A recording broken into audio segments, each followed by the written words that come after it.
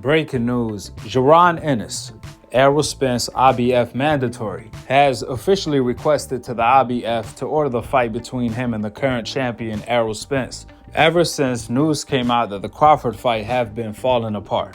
Now, even though I would love to see this fight, after all, this is the closest thing we gonna get to an Errol Spence versus Crawford type of a fight. Since Jaron Ennis is a switch hitter just like Crawford, where he has power on both hands. Nevertheless, at the moment in time, it's more than fair to say that the only fight the fans want to see is Terence Crawford versus Errol Spence. That's it, that's all. So hopefully what Jaron Ennis just did forces Errol Spence to do the right thing. I see a lot of people blaming Crawford for the fight falling apart. However, at the end of the day, or at least the night, one thing we do know is that Crawford agreed to all of Errol Spence's demands, as he made that very clear on multiple occasions. Therefore, a lot of you guys are wondering, if Crawford agreed to all of Errol Spence's terms, then why did the fight fall apart? Why did negotiations collapse? A lot of you guys have been asking me these questions. Well, it's simple. Like I said before, one thing we do know is that Crawford agreed to all of Errol Spence's terms. But the million-dollar question, did Errol Spence agree to all of Crawford's terms? The fight could have easily went left that way. It takes two to rumble. If both fighters want the fight will happen. Now, we know Crawford agreed to all of Errol Spence's terms, but we don't know if Errol Spence agreed to all of Crawford's terms.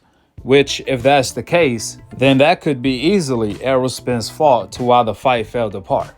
But let you guys tell it, Crawford needs to fight Jaron Ennis since the Errol Spence negotiations are taking too long.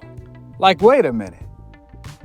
Jaron Ennis is Errol Spence mandatory. Last time I checked, Crawford has his own mandatory, and that's Vergil Ortiz. Now, if there's anybody that needs to fight Jaron Ennis, that would be Errol Spence. That's why you guys saw Jaron Ennis petition to the IBF to order the fight. Errol Spence has his own mandatory mess he has to clean up, while Crawford has his. We all know Jaron Ennis' rival, Vergil Ortiz, is also Crawford mandatory for his WBO title. But the reason why Crawford is not fighting his mandatory Vergil Ortiz is because clearly Vergil do not want the smoke, as he never did. And this is proof of it right here. We all see a fighter that really want to fight Jaron Ennis petition as the mandatory to fight the champion in Errol Spence. On the other hand, we don't see Vergil Ortiz petitioning to the WBO as the mandatory and the interim champion to fight the current champion, Terence Crawford. In fact, Vergil Ortiz, just like Canelo and Lomachenko, he most likely petitioned not to fight the champion, Terence Crawford, because he do not want the smoke. Remember the time where Vergil said he don't know if he's ready or not to fight the man Crawford, who was actually in attendance pointing at him, daring him to call him out. Then later on, Vergil Ortiz nearly apologized to Crawford for calling him out, where he had to explain himself on Twitter and said, quote, "Hey, I didn't ask the question. I'm just answering. You know how it goes. Thanks, though."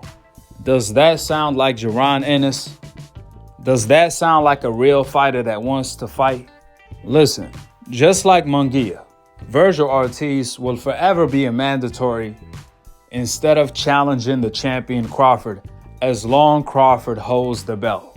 On some Munguia shit with Andrade and Charlo, excuse my French, Vergil Ortiz will forever be a mandatory, as long Crawford is holding on to that title. Therefore, for you guys that's wondering how is Crawford making over $10 million in order to stay active by fighting this guy he's fighting next, instead of his mandatory that he's obligated to fight Vergil Ortiz? Well, the answer is simple. Vergil Ortiz, his mandatory, do not want the smoke with Bud. Because we all know for a fact if he did, then the WBO would have had ordered the fight between Crawford and Virgil Ortiz as soon as the Errol Spence negotiations started collapsing. Last but not least, for the people that's trying to throw Jaron Ennis' name on Crawford, last time I checked, that's Errol Spence's problem. That's Errol Spence mandatory, not Crawford. So you should talk about Jaron Ennis versus Errol Spence first before you talk about Jaron Ennis versus Crawford. With the facts being laid out, drop your thoughts in the comment section below. Subscribe below and click on the notification bell to be continued on the next episode of Akhi, Akhi TV. Peace. Wa alaikum assalam wa rahmatullahi wa barakatuh. I told you I was gonna pull up on Spence. Hey, you and me already know. Hey, look. I love it. Hey, look. I love it. I told him I wasn't that worried. Free smoke. I told him I wasn't that worried. Hey, This ain't no Keith Thurman shit. That's gonna be scared and shit. It's free smoke, Junior. They don't know what time it is. T-Bug Crawford. Yeah. Everybody know who the champ is at 147, who the king is. And he's too small. He's too small. He little. He light in the ass. Hey, look. Ain't nobody say Floyd was light in the ass. He's light in the ass. You're not Floyd. What you talking about? I knew he was gonna be here. And you knew I was gonna I knew he pull was gonna up. be. That's why I came. Did you know I was gonna pull up? Oh God, I knew he was gonna be here. Did you Where know I is was he gonna at? pull Hey, up? see, where he at? Did you know I I was got a gonna text pull up? message, nigga, from 3 o'clock. And you got a, hey, and you got a FaceTime for me and you didn't answer. I don't know your number. But now you know, save it.